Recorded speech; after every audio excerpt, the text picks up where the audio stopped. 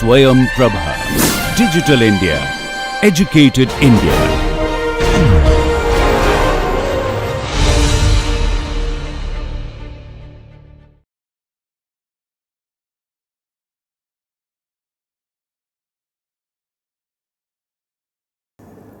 So today, if we look at this course schedule, we wrapped up with topic 2.4 yesterday, and so I want to start with a little bit deeper dive into the what's under the hood with the unified effective width method today.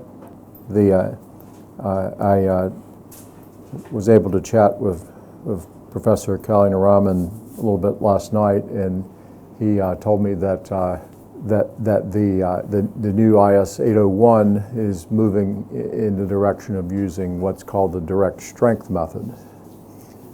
So you guys have probably studied that some. We're not going to talk about that so much.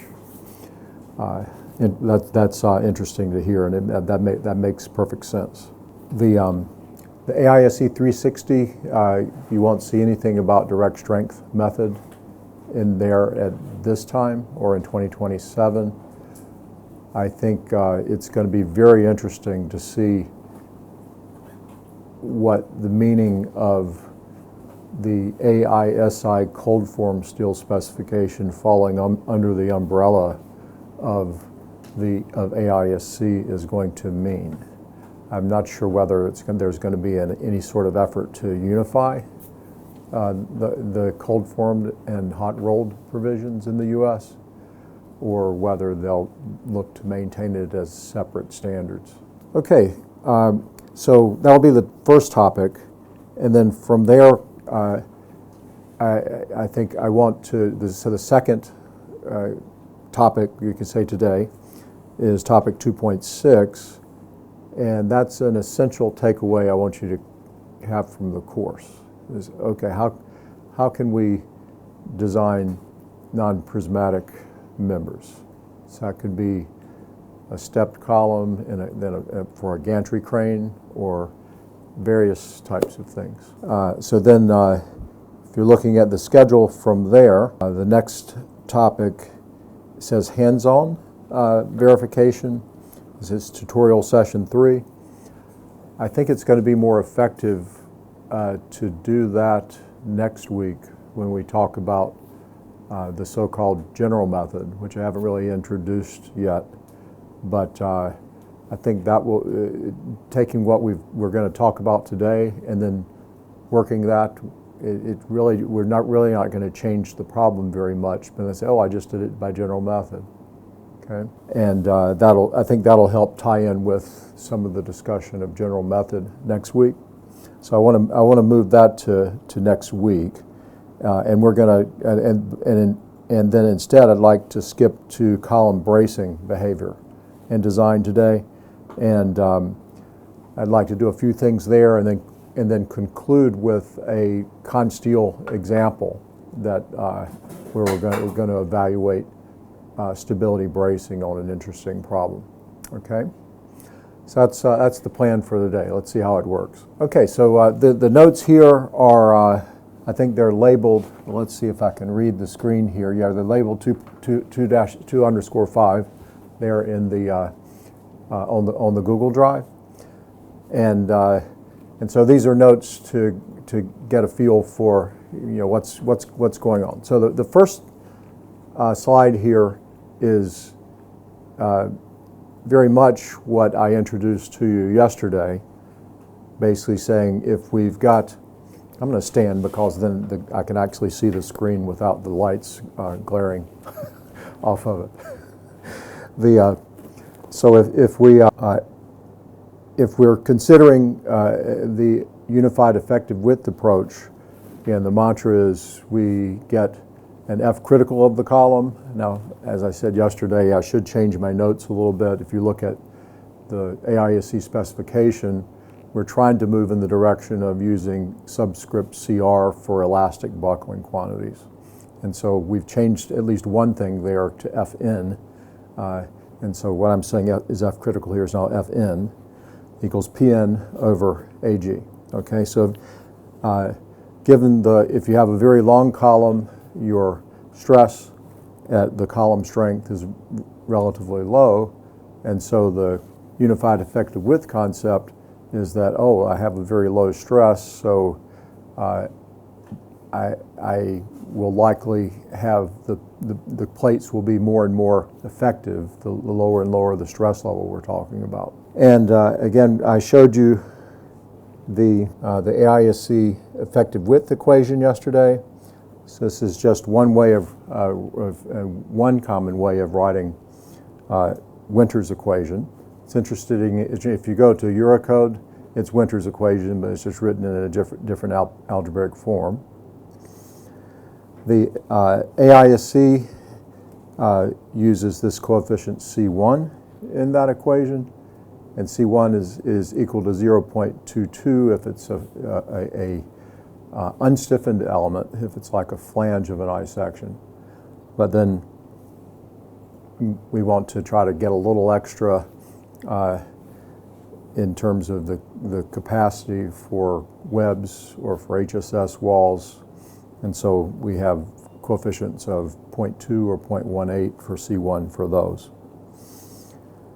And so the way that a slender element cross-section members, their axial compressive strength is calculated in AISC 360 is we calculate Fn, or F critical here, based on the on gross section.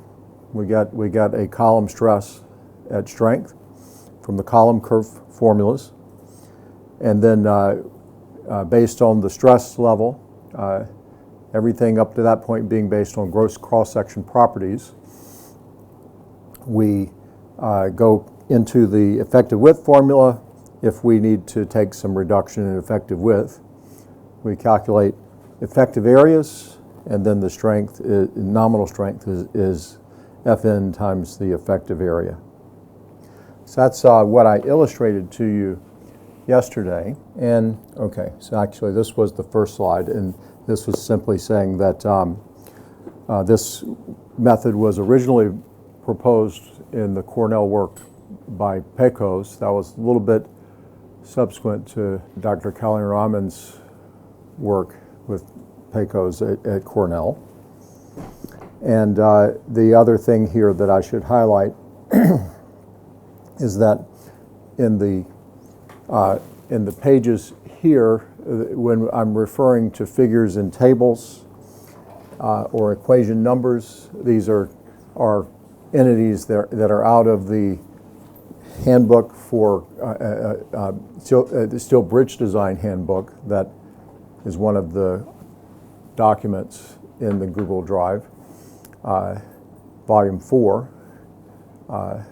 and that chapter or volume is basically an attempt to explain from A to Z what is going on with the underlying basis of the strength design equations in the bridge standard.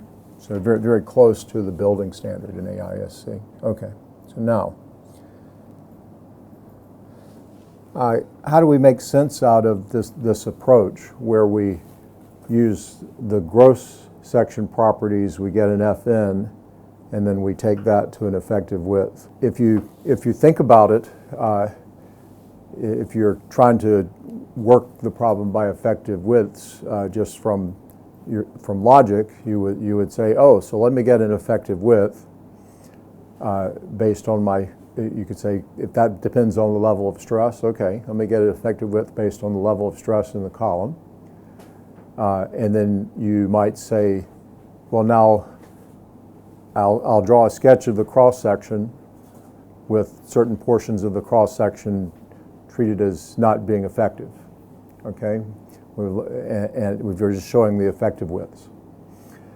And then we might say, okay, let's take the area, let's take the moment of inertia, any other cross-section properties we need for that effective section.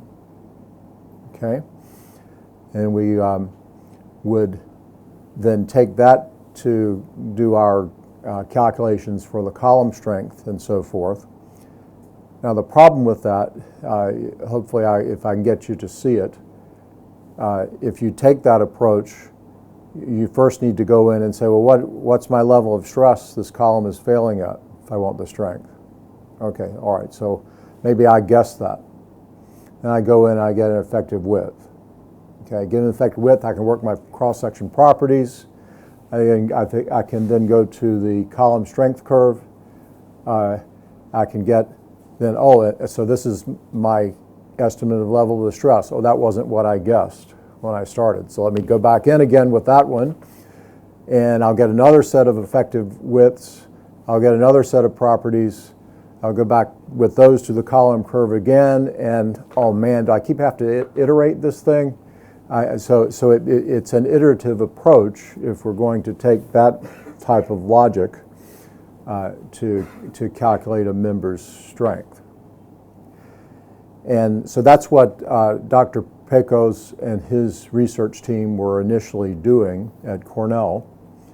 But then they observed that, well, if we go through all that much trouble, in the end, the radius of gyration for flexural buckling, square root of I, effective moment of inertia over effective area, really isn't changing very much. So somebody then had the bright idea, well, let's just, if it's not really changing much, let's just use the gross cross-section to get our Fn, and then, oh, now we have a non-iterative way of calculating the strength. So that's kind of where that's coming from. And I can wave my hands even harder and say, okay, they also considered, well, what if we have torsional flexural buckling or other types of buckling modes? They concluded they could use the same trick there with the unified effective width method. They could get acceptable answers by using gross section to get Fn, getting effective widths, and then doing stress Fn times effective area, and that's the column strength. Okay, so that's the unified effective width approach that's used in the American standard. The Eurocode standard is different in its use of effective widths. There we focus on a cross-section resistance. So we go into the effective width formula with the yield strength. We get effective width, we get a cross-section strength based on that, and then based on gross cross-section properties, we calculate a chi reduction that gives us our member strength, right? So both using Winter's equation, but in a different way. All right, so I'm going to stand up again. Bear with me as I keep working around here so I can actually read the screen. So clearly the behavior that I've already emphasized a bit here is that when we have a longer column, the unified effective width approach, if the column is long enough, basically says we don't have to take any reduction for local buckling. So that's kind of what this is saying here. And the P0 term is a device to handle some various other things here in this Bridge Highway Design Handbook chapter. But P0 is essentially, for what we're talking about, is essentially a PY, FY times the gross area. And if we look at how the algebra works out on this, we can basically, after some algebra, we can write that, well, if we have a situation where we go in with F critical equal to little f, okay, and we calculate lambda sub r, our plate element non-cylinder limit times square root of Fy over F critical. And if the lambda is less than or equal to that, then okay, yeah, we may have had a cylinder plate element, but we're not going to have to take any reduction. So now, in terms of, that's kind of the way that works. I think many engineers will ask the question properly of, well, do we really have situations with hot rolled construction where we need to worry about all this? Well, and of course the answer is yes. We talked about beam type wide flange sections yesterday. And so those often will have slender webs in uniform compression. Also, the stems of a large number of WT sections, if we're looking at designing a strut that's a WT section. And one or both legs in a lot of angles will basically classify as slender under uniform axial compression. And then lastly, particularly in the bridge area, but also in the metal buildings area, we're often working with welded I sections. And once we're moving to using welded construction, either I sections or box sections, it's really not economical to have webs that aren't slender in a lot of cases. The economy is more into using a thin web. And so we need to address our unified effective width concepts in all those cases. Now with the post-buckling strength, and so in the terminology of the bridge standard, these are longitudinally unstiffened plate elements in compression. And I'm showing you two different cases here where the bridge standard would say the plate on the left here is a plate that's supported along two longitudinal edges. So this is what AISC refers to as a stiffened plate, but it doesn't have stiffeners on it. And then the plate on the right, that's a plate, according to AASHTO, that would have longitudinally supported edge, one longitudinally supported edge. The other one is free. And AISC calls this an unstiffened plate element. So as we talked about some yesterday, if we wanted to do some tests where we could set up rigging to provide those edge supports, simply supported edge supports, and if we wanted to compress these plates between the heads of a test machine, we would tend to get average stresses out within the mid-width of these of the plate there on the left that are smaller because we're losing stiffness due to the formation of these buckling waves in the plate. And then the plate on the right, that's our plate that has one of the edges is a free edge. Similar aspect, but in that case, basically we've got the highest stress at the supported edge, and then it tapers off to a lower stress at the free edge, where we have the largest amplitude of the buckling waves. So that's what we're working with. And we could ask the question of, well, how have engineers approximated this in the past? And so if we start with von Karman's work, von Karman basically suggested that if we have plates, he was looking at plates that are supported on two longitudinal edges. Let's replace the actual stress distribution by an effective width over 2 on each side, adjacent to each supported edge. And then the supported edge, we have basically a uniform stress F that's equal to the maximum stress for that average stress distribution that we were looking at earlier.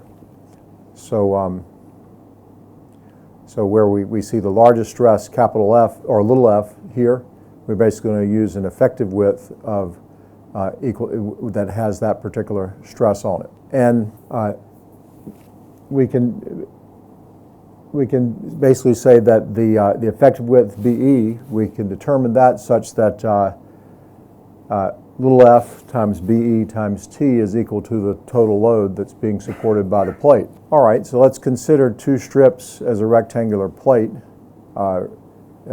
idealized in that way. Von Karman suggested he could estimate the maximum load capacity of such a plate by equating the elastic buckling stress formula, that you see here with equation 6.2.4-2, written with the B over T term as the effective width over T squared there, equal to Fy. So that would be the condition that gives the strength of the plate. So we divide that by the elastic stress formula where we're using B over T. And we can show then, okay, so this then means that the effective ratio of the effective width to the full width would be the square root of the elastic buckling stress over Fy at the ultimate strength, P equal to little f times BE times T. And of course, he would take little f equals to Fy here for this sort of a test. And so that's basically working with the idealization we see here in figure 51. All right, so Winter observed that that idealization of the strength was not sufficient to describe the strength he was seeing in physical tests, and the reason was because of geometric imperfections and residual stresses. So he proposed and verified experimentally what we've now affectionately referred to as Winter's equation. And so that's the equation you see in the middle of the screen here. And although there was actually a more optimistic equation that was originally proposed for plates transversely supported only on one longitudinal edge, I believe that was actually Dr. Kaliner-Ryman's work. The AISI specifications basically decided to adopt just this one form, this equation that you see here, for all types of plates, both plates supported on one longitudinal edge or both longitudinal edges. And so that's Winter's equation with the 0.22. And then we've played games with that in the American standards since that time by manipulating the coefficient 0.22 and essentially either using 0.20 or 0.18 there. All right, so we defined this. We looked at some equations yesterday for the non-slender plate limit. And we had a bunch of other equations I showed you that were in the AISC standard. I would like to kind of show you what's going on in terms of the creation of those equations. And so if we look at this non-slender plate limit, lambda sub r, it basically is addressing the value of B over T, where if we are stockier than, if B over T is smaller than this lambda r value, then it's the plate's fully effective at Fy. And so then, of course, the strength would be Fy times B times T. So if we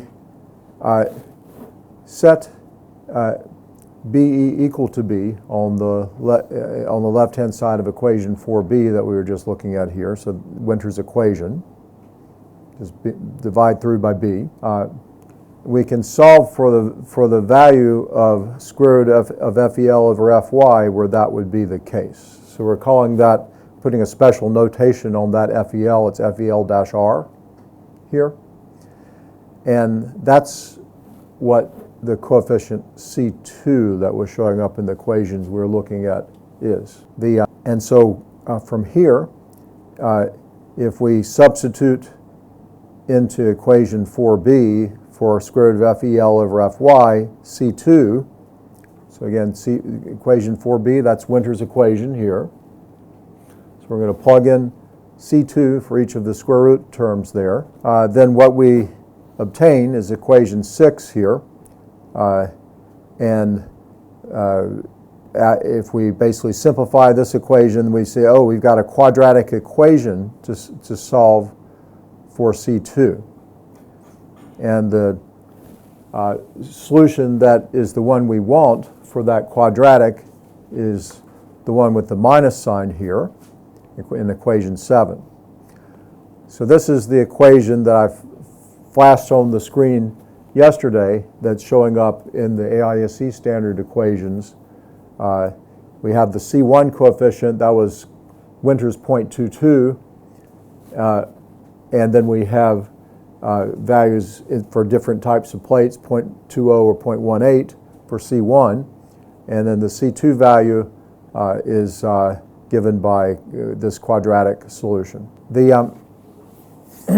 So now, if we solve equation 5 for FELR, so equation 5 here at the top, and we set, so then in that case we basically say, okay, well FELR becomes C2 squared times Fy. And we're working with, that's basically an elastic buckling stress when lambda is equal to lambda r.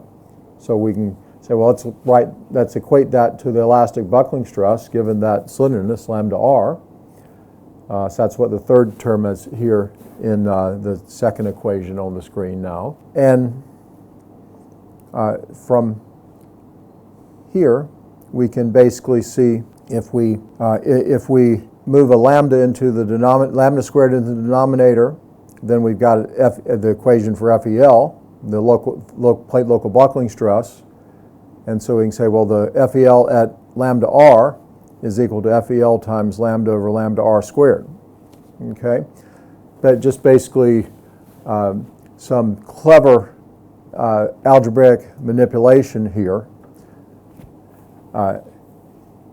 And focusing in on these four terms that we're saying that we can see are equal in equation 8, let's take the second expression and the fourth expression, and let's equate those and solve for FEL.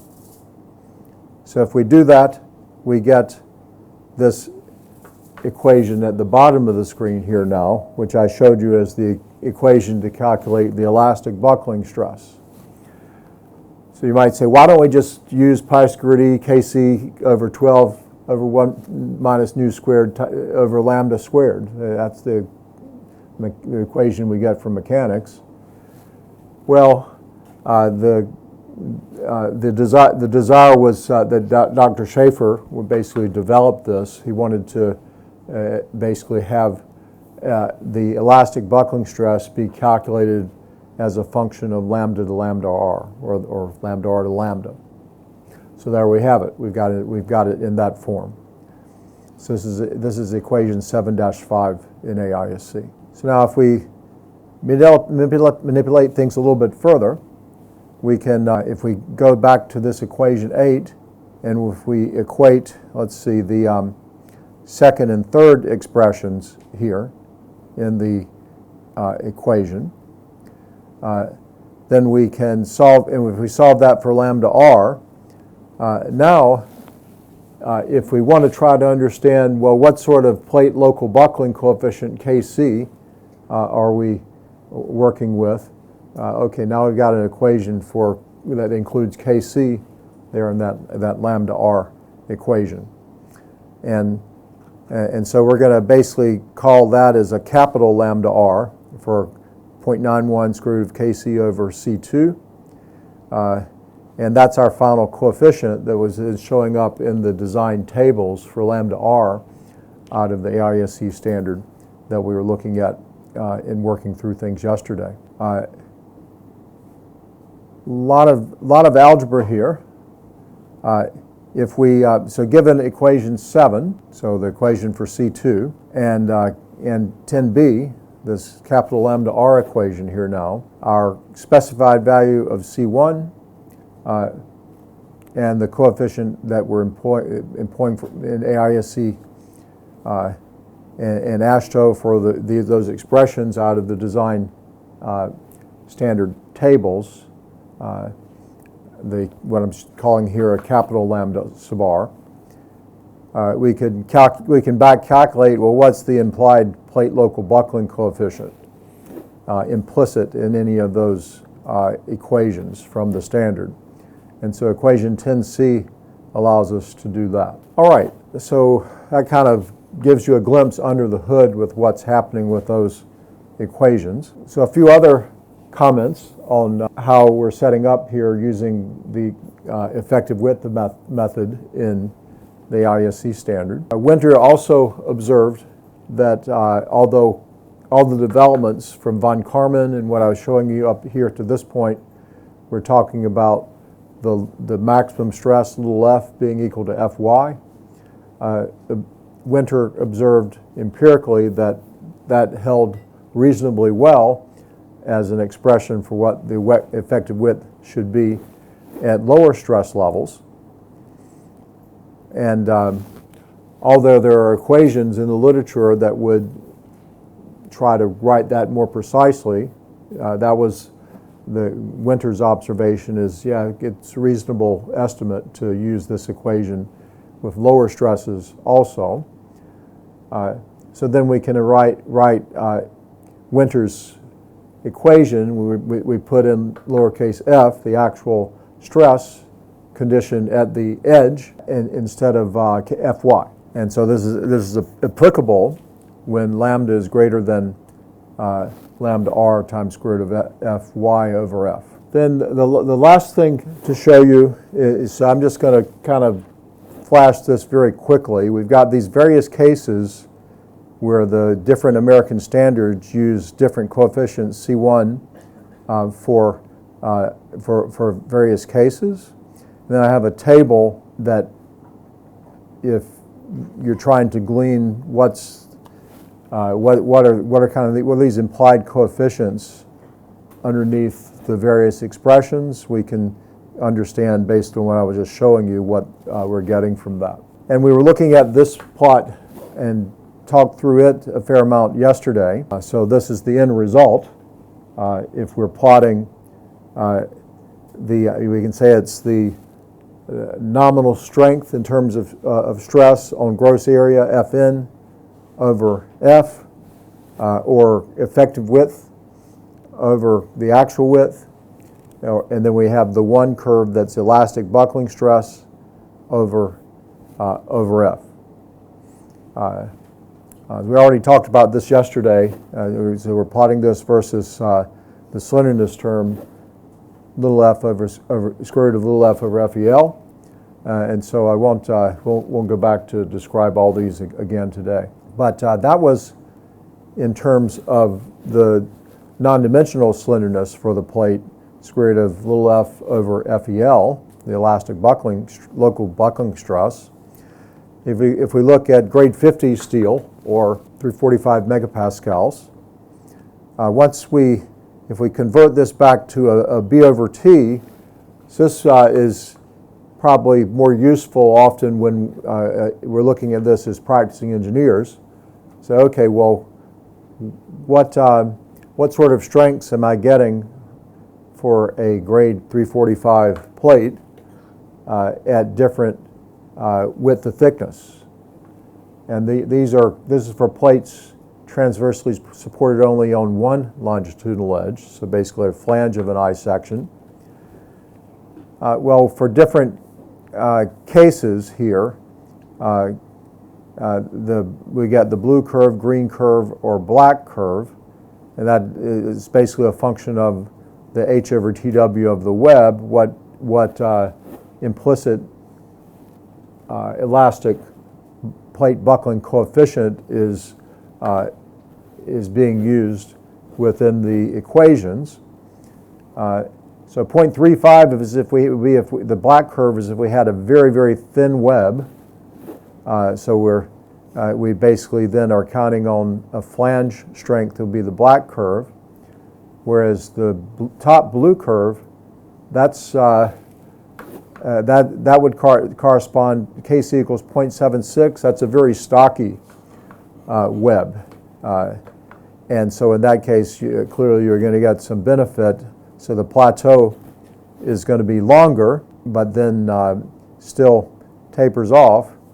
The corresponding elastic buckling stresses are the dash curves.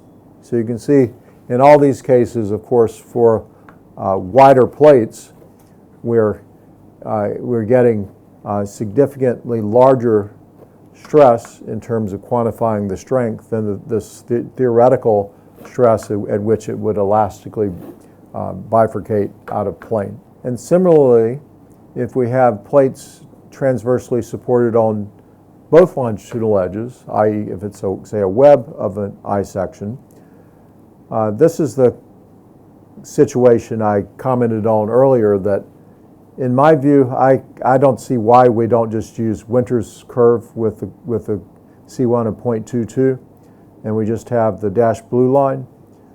But then as soon as I say that, it'll be pointed out to me that, well, there's some advantage to the other curves there, at least in the vicinity of where it starts to reduce from the plateau. And the plateau is measurably longer by playing around with those C1 coefficients.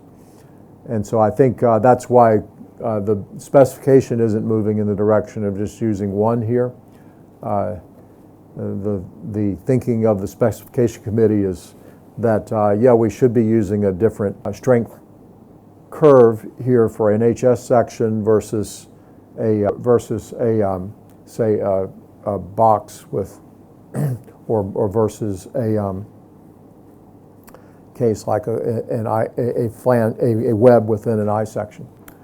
Okay, so that's kind of an attempt to give you a look under the hood at where were some of those equations that I flashed on the screen and we used yesterday coming from. Any questions there? Of course, you're probably using the direct strength method if you're working from the IS 801, so then all this is, I think we might get there eventually in the AISC standard.